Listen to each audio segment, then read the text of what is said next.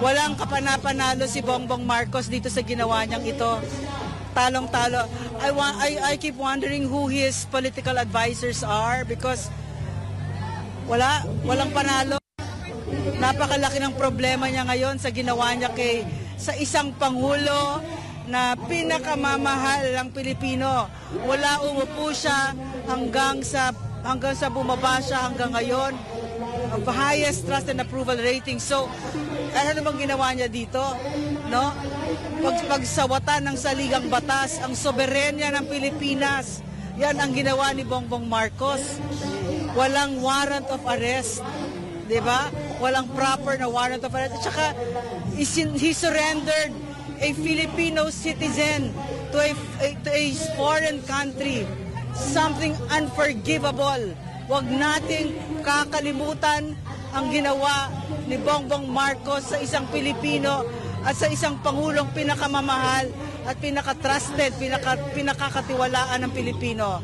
So, mula't simula, walang ginawa na tama si Bongbong Marcos dito. Talong-talo siya dito at magbabayad siya dito. But in my opinion, Bongbong Marcos will pay an even bigger price and it will hurt him so much. Hunger for power. It will divide the nation. Paki-update muna tayo kay Paul Montibon sa kasalukuyang sitwasyon dyan sa Villamor Air Base. Paul, partner, magandang gabi sa iyo. Master Judea and Boss Dada and Coach Oli, magandang umaga. Madaling araw na tayo. Tinabot na tayo madaling araw dito pa rin sa Villamor Air Base at nagpapatuloy pa rin ang kanilang isinasagawang rally. Ito nga ay kasunod nga ng tuluyang paglipad o pag-alis ni dating Pangulong Rodrigo Duterte sakay ng isang jet kasama ang dating niyang Executive Secretary na si Attorney Vechaldea at ngayon naman ang lahat ng mga supporters pa rin dito ay nagpaiwan bilang pagkondena, panawagan sa sambayan ng Pilipino at lalo-lalo na sa gobyernong Marcos Jr. na mali ang kanilang ginawa at lalong-lalo ito pagkipagtulungan doon sa implementasyon ng arrest warrant mula yan sa International Criminal Court. At bukod nga kanina ay nagsalita na rin si Attorney Israelito Terion, nagbahagi ng kanyang mga pahayag at iba pa na mga kaibigan at makakilala ng dating Pangulong Rodrigo Duterte para magpahayag ng kanilang mga hinaing kaugnay nga sa nangyayari ngayon dito sa ating bansa. At ngayon nga mga kapartner, kasama natin si Doc Lorena Badoy. Kumustahin natin kanina na saksihan po ninyo ang pag-alis ni dating Pangulong Rodrigo Duterte. You've been crying, so emotional with what is happening right now. Ano ang gusto nyong ipaabot? Ano ang nararamdaman natin para sa kalagayan ngayon ni dating Pangulong Rodrigo Duterte? And how are you also feeling doon sa ginagawa ngayon ng gobyerno sa mga Duterte? I know that first of all, PRRD will want all of us to be brave. Like si Pastor, tatag lang, di ba? But walang kapanapanalo si Bongbong Marcos dito sa ginawa niyang ito.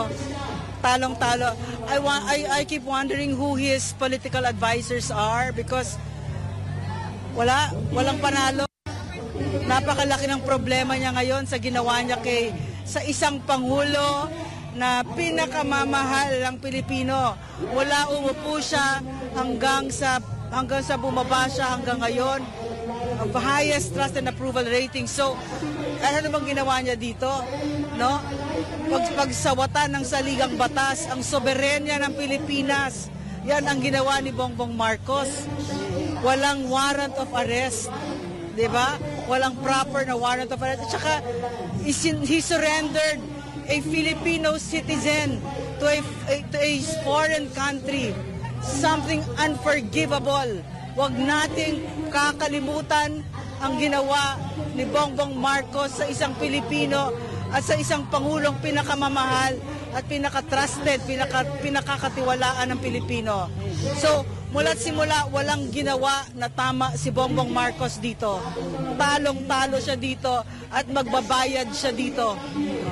Dok, paulit-ulit na naninindigan at ginigiit ni dating Pangulong Duterte na wala siyang naiisip o maalala na ginawa niyang masama o paglabag sa batas. Ang ginawa lang niya ay hindi para sa kanyang sarili, hindi para sa kanyang pamilya, kundi para sa mga mamayang Pilipino na maging ligtas, mapayapa, maayos, nakakapaglakad tayo ng malaya at hindi tatakot sa gabi para sa sambayan ng Pilipino ang kanyang ginawa. Anong gusto niyong sabihin dito? And yet, ito yung judgment ng gobyerno sa kanya. Yung kagandahan dito, kung ano yung dinadaanan na kahirapan ni PRRD ngayon, hindi yan nanggaling sa kamay ng Pilipino.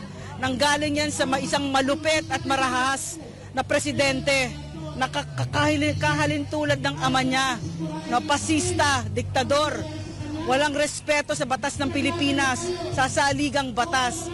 So, itong dinadaanan ni PRRD, hindi yan nanggaling sa Pilipino kasi si PRRD, mahal ng Pilipino. Nakita niyo yung sa Hong Kong. Amazing, di ba? And then once again, the trust and approval ratings that has been the envy of every leader in the known democratic world. So, parang for me here, no, si PRRD naawa ako kasi on one hand, matanda na siya. 80, iniinda niya yung marami sakit ng katawan. Pero itong ginawa ni Bongbong Marcos, as I said, walang search warrant. Yung sinasabi niya, no, na ano bang ginawa ko? Kasi dapat kasi ganito yon, Bongbong Marcos. Dapat may warrant of arrest. Number 2, dapat alam nung tatanggalan mo ng kalayaan kung bakit mo ginagawa yan, anong ginawa niya. Ganon sa demokrasya. Hindi yung lahat kami dito na nanguhula kami kung bakit mo ito ginagawa kay President Rodrigo Roa Duterte. So, I think maybe this is the price that you pay for being the greatest president that this country has ever had. But in my opinion, Bongbong Marcos will pay an even bigger price, and it will hurt him so much. Doc, last 2 questions.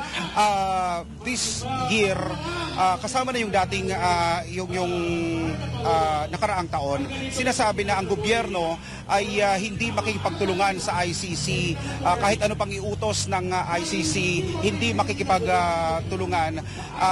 Pero and yet, ito nakita natin na kasama ang PNP, kasama nag-implement, si Chief PNP Marbil, nandito para mag-secure ng security measures. And the President himself, sinabi naman na naaayon sa batas ang ginawa niya doon sa implementation ng arrest warrant kay former President Duterte. Nagsinungaling ba siya sa punto ngayon?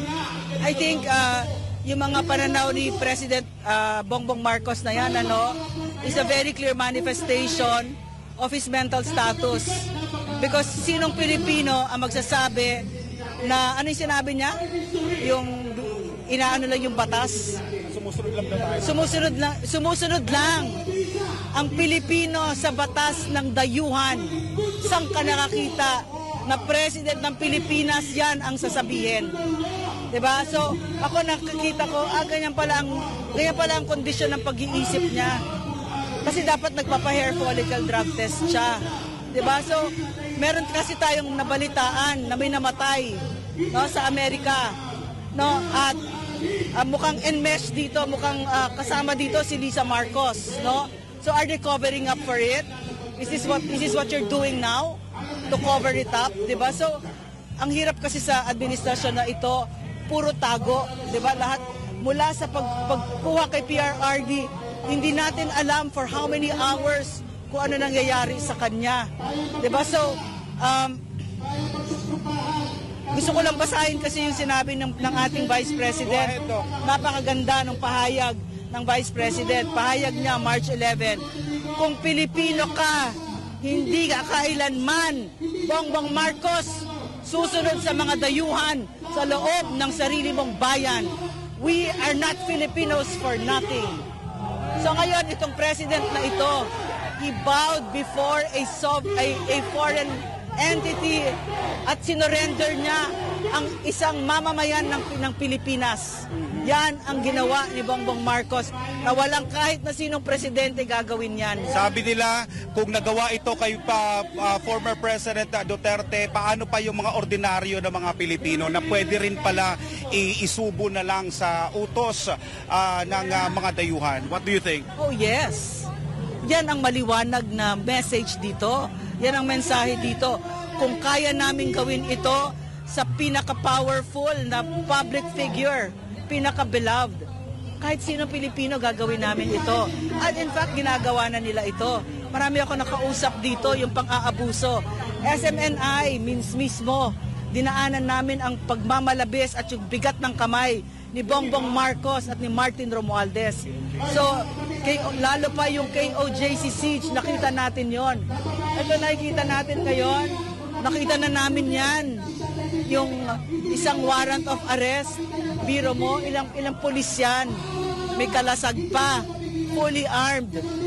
Yan ang ginagawa nitong Marcos na ito. Inuulit niya ang kamalian ng tatay niya. Kaya uulit ang kasaysayan. At tuturuan natin siya ng leksyon kasi hindi siya natuto ng leksyon niya.